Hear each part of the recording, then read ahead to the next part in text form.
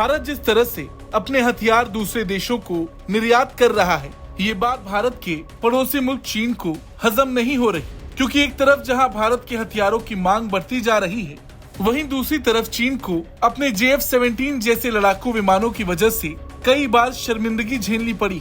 खैर, ऐसे में चीन ने एक बार फिर दूसरे देशों को अपने झांसे में लेने के लिए एक नए हथियार का प्रदर्शन किया है। सऊदी अरब के रियाद में चल रही वर्ल्ड डिफेंस शो 2024 में चीन की रक्षा कंपनी नोरिनको ने अपने लेटेस्ट एयर डिफेंस सिस्टम का प्रदर्शन किया। इसका नाम LD-35 है। इसमें 35 मिलीमीटर का ऑटोमेटिक कैनन है, एयर डिफेंस मिसाइल सिस्टम है। इसके अलावा लेजर वेपन से लैस है।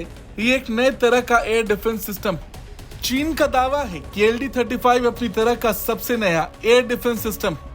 ये किसी भी मौसम में काम कर सकता है। ये किसी भी तरह के हवाई हमले को रोक सकता है, उसे नष्ट कर सकता है। इसे इस तरीके से बनाया गया है कि इसे कहीं भी ले जाया जा सकता है। इस सिस्टम को नई तरह के हवाई हमले को रोकने के लिए बनाया गया है। ये फाइटर जेट, हमलावर हेलीकॉप्टर, क्रूज मिसाइल, ड्रोन्स और UAV के हमले को कम ऊंचाई पर रोक सकता है और तो और उन्हें मार गिरा सकता है। इस सिस्टम का सबसे खतरनाक कॉम्बिनेशन है 35 मिलीमीटर की ऑटोमेटिक कैनन और मिसाइल का इंटीग्रेटेड सिस्टम। ये दोनों मिलकर कई तरह के हमलों को नष्ट कर सकते हैं, यहाँ तक कि क्रूज मिसाइल को भी गिरा सकते हैं।